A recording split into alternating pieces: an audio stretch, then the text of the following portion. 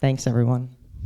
Thank you. And I know there are like a ton of other people from the crew here, and you introduced. Tell you who's going to come down? Or you got it, right? Yes. Okay. So there's executive producer Daniel, and please, if I'm saying your name wrong, please correct me later. Executive producers Daniel Karslake.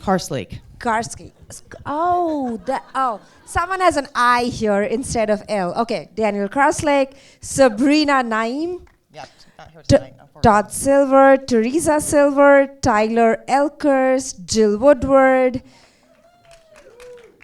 Jena Serbu. Oh, Kathy Baldock. Yes, Kathy Baldock, Jena Serbu, Ed Oxford, Mary Lambert, and I think that's it. Did I get everyone? I want to also invite up Cheryl Anderson and Dr. Parker and my dad, Sal Roggio. Did I forget anybody?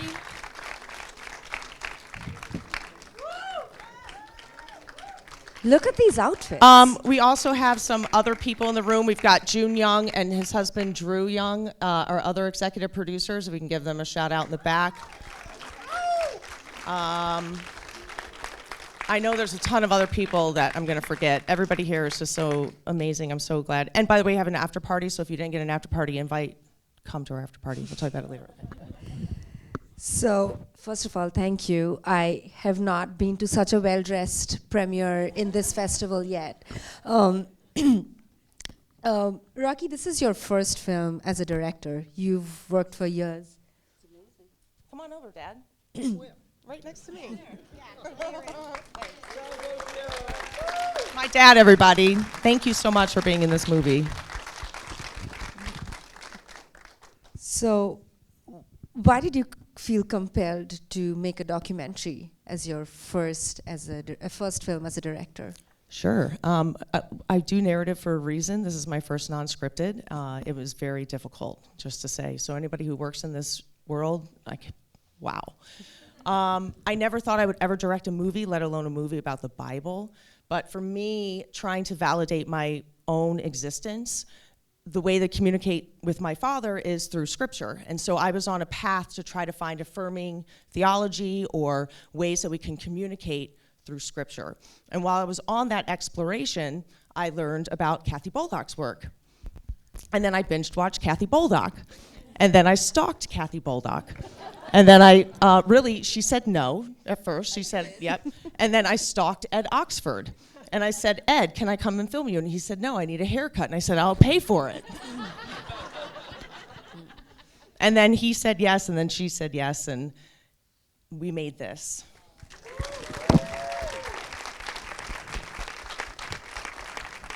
I know there's a lot of us here and a lot of us there, so I won't keep talking. My last thing, and all of you, any of you, feel free to jump in. I see, so many of these conversations are so polarizing and binary, but this film does the extraordinary job of centering empathy. Thank you. How important was it for each one of you? Please chime in. Yeah, and thank then you. It's all you guys. Yeah, the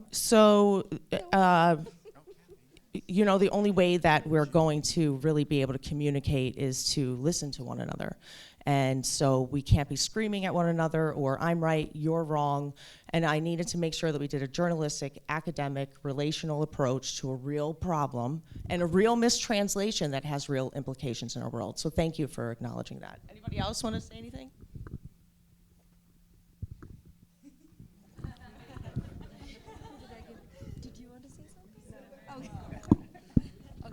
By the way, Jill Woodward is our editor. She wrote this movie with Jena Serbu, our producer. But she had the amazing, she's amazing. Jill, if anybody's looking for an editor, hire Jill. But she took my vision and hundreds of hours of footage and made this. And it was more than I could have ever asked for. Thank you so much. And lastly, for me, I think, as a non-Christian straight person, this is why I value it as a documentary, is because it counters misinformation in whatever way. And that is the big challenge of our times, countering misinformation in all stages in life. And thank you for making this. questions and reactions from the audience. How hard was it to get my dad to be in the movie? Actually, I think I was tricked into the movie. I'm not sure. The reality is, as Sharon and I have discussed, no conversation doesn't work. We have to have a conversation. The movie hasn't changed my mind. Actually, the movie has given me a couple more chapters to write. Because I feel there's a lot of things in the movie that are not spoken and that are missed, and so I'm going to add them to my book. But I also realize this.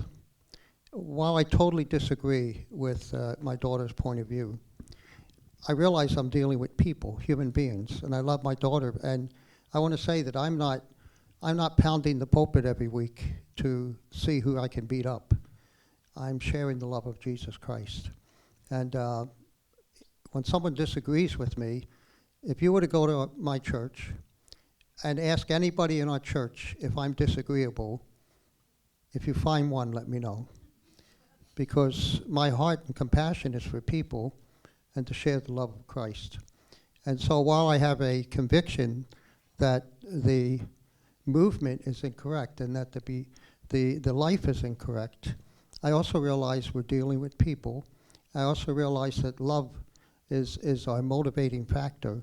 And so I go home very touched by some of these meetings, but not changed, because I believe that there's more to be said. And I hope to gain some of your ears, and when I publish my book, I'm going to ask my daughter to push it. Can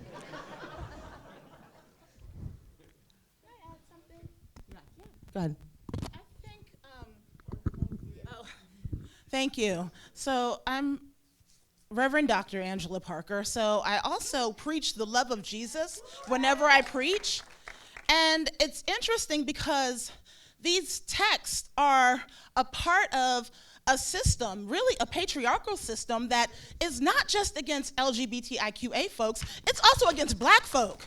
It's also against Black Lives Matters. And it's also against just this structure that would keep so many of us down and oppressed and imprisoned. So as another minister who preaches the love of Jesus, I have to respectfully disagree and make sure I vocalize that it's the same system that's not just keeping one group down. And I think the solidarity and the empathy that comes across with a panel like this is where the work needs to be.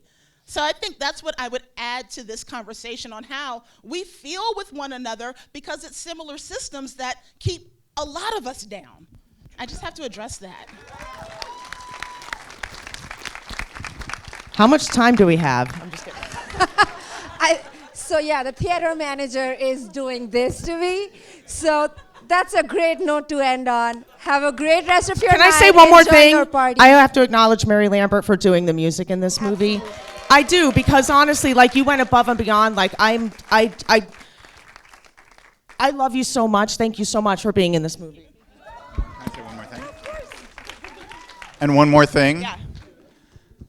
Your vote for the Audience Award is super important. We can't tell you how to vote, but please vote. Like, seriously, for this movie to win this Audience Award would mean millions of more people could see it. So please take that seriously and vote.